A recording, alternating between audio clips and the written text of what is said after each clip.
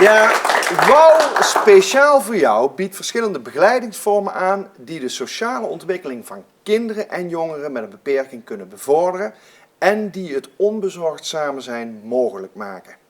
En bij WOW mag je zijn wie je bent. En hier mag je dat gelukkig ook. En namens WOW speciaal voor jou is hier Anke Hurkmans.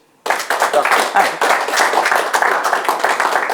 Ja, dat was een prachtige volzin ter introductie, maar kun jij nog eens gewoon in je eigen woorden kort omschrijven, wat doet WOW speciaal voor jou? Wij bieden zorg en begeleiding voor kinderen met een bijzondere hulpvraag, maar ook voor volwassenen, 18 plus, een vorm van dagbesteding. En eigenlijk doen we dat iedere dag van de week.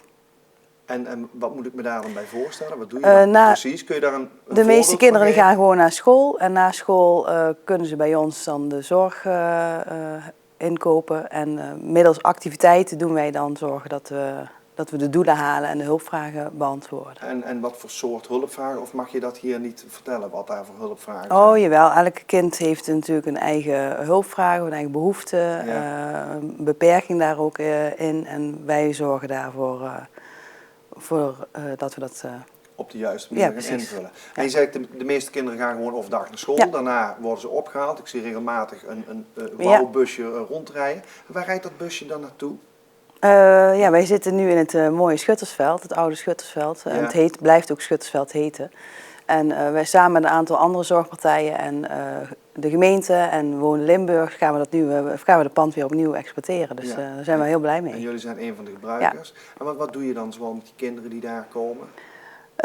Wij hebben een heel divers programma, van creatief tot groenvoorziening. We gaan een dagje zwemmen, bowlen vinden we heel leuk, maar vooral ook leuke laagdrempelige activiteiten op locatie zelf. Alle dingen die kinderen leuk vinden, doen jullie. Ja.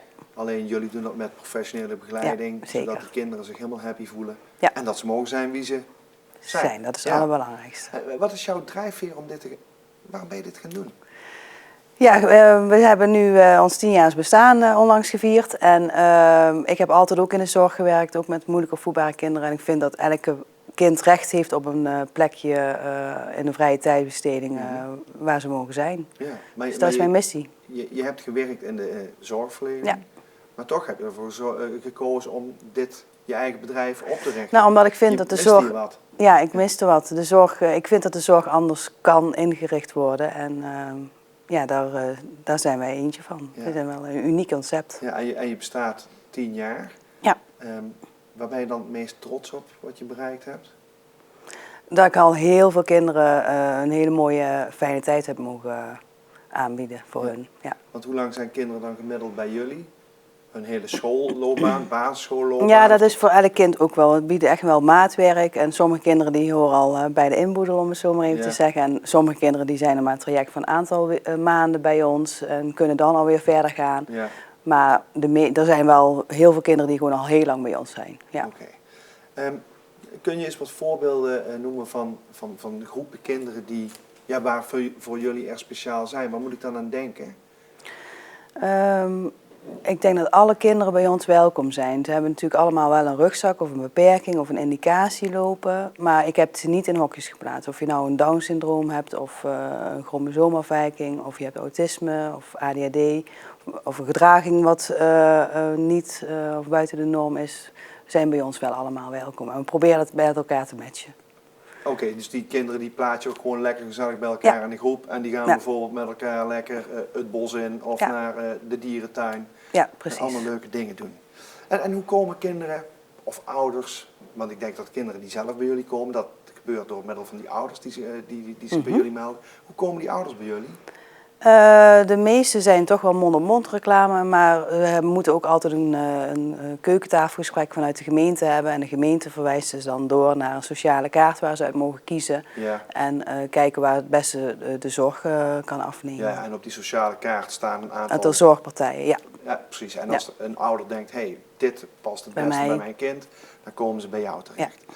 Je zei het ook, WOW speciaal voor jou, dat was voorheen gevestigd in De Hei, geloof Ja, ik. Hè? dat klopt. Nu zit hier in Schuttersveld, maar het is nog breder dan alleen venray.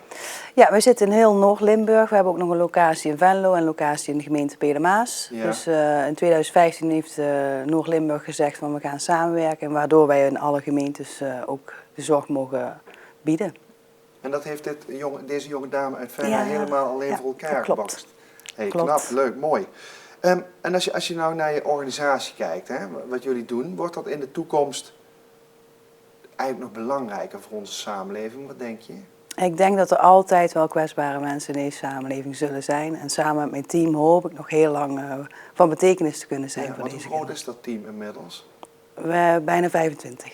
Met 25 Ja. mensen iedere dag en de weer om te zorgen dat die kids een fijne tijd hebben. Ja, zeker. En als je kijkt naar het aanbod, wordt dat dan ook nog verder uitgebreid? Zijn er nog dingen waarvan je zegt, ja, dat wil ik eigenlijk ook nog gaan doen? Nou, gelukkig ben ik wel de creatieve geest achter het hele gebeuren.